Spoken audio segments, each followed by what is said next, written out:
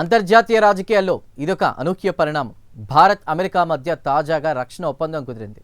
కాగా ఈ రక్షణ ఒప్పందం కాల వ్యవధి 10 సంవత్సరాలు. సదరు ఒప్పందంపై ఉభయ దేశాలకు చెందిన రక్షణ మంత్రులు రాజ్నాథ్ సింగ్, పీట్ హెగ్సెత్ సంతకాలు చేశారు. మలేషియా రాజధాని కౌలాలంపూర్ ఇందుకు వేదిక అయింది.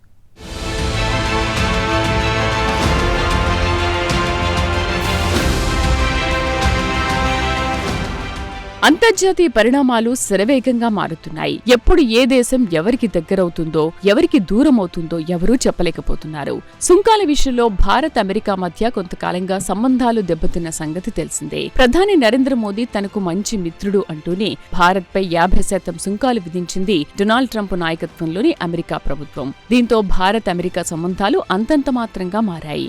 ఇదిలా ఉంటే భారత్ అమెరికా దేశాలకు సంబంధించి తాజాగా ఒక అనూహ్య పరిణామం సంభవించింది. రెండు దేశాల మధ్య ఒక ఒప్పందం కుదిరింది. అది కూడా సాదాసీదా ఒప్పందం కాదు, కీలకమైన రక్షణ ఒప్పందం. సదరు డిఫెన్స్ ఒప్పందంపై భారత రక్షణ మంత్రి రాజ్నాథ్ సింగ్, అమెరికా రక్షణ మంత్రి పీట్ హెగ్సెత్ సంతకాలు చేశారు. ఇందుకు మలేషియా వేదికైంది.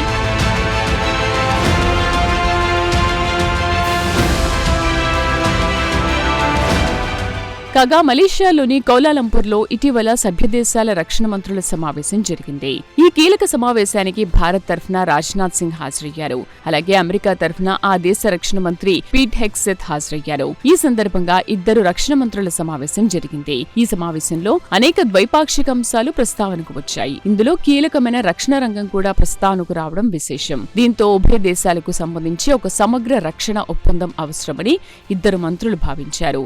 ఈ నేపథ్యంలోనే భారత్ అమెరికా మధ్య కీలక రక్షణ ఒప్పందం కుదిరింది.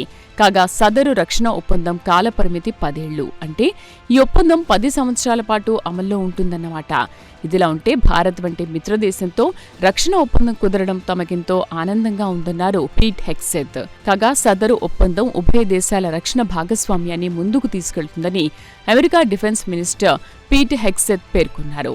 అంతేకాదు భారత్తో సమన్వయం, సమాచారం పంచుకోవడంతో పాటు సహకారాన్ని కూడా పెంచుకుంటామని ఎక్స్ వేదికగా పెట్టిన పోస్టులో అమెరికా రక్షణ మంత్రి పీట్ హెగ్సెత్ పేర్కొన్నారు.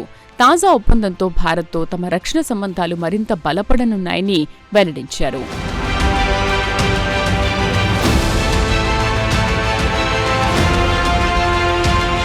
ఇదిలా ఉంటే భారత్ పట్ల అమెరికా అధ్యక్షుడు డొనాల్డ్ ట్రంప్ వ్యవహరిస్తున్న తీరుపై ఇటీవల ఇంటా బయట తీవ్ర విమర్శలు వస్తున్నాయి.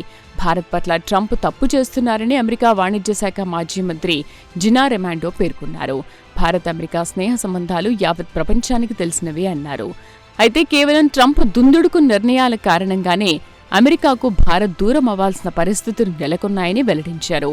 ఇప్పటికైనా అమెరికా అధ్యక్షుడు డొనాల్డ్ ట్రంప్ తాను తప్పు చేస్తున్న విషయాన్ని తెలుసుకోవాలన్నారు.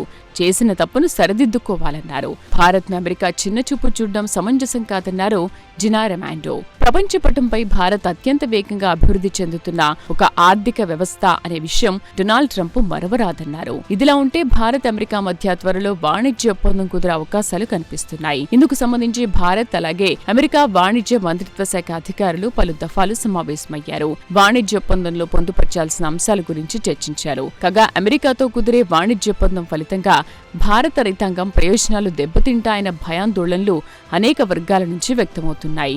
అయితే ఈ భయాందోళనలను వాణిజ్య మంత్రిత్వ శాఖ అధికారులు కొట్టిపారేశారు. భారతదేశ వ్యవసాయ రంగంపై ప్రతికూల ప్రభావం చూపే ఎటువంటి షరతునైనా అంగీకరించే ప్రసక్తి లేదని కుండబద్దలు కొట్టారు.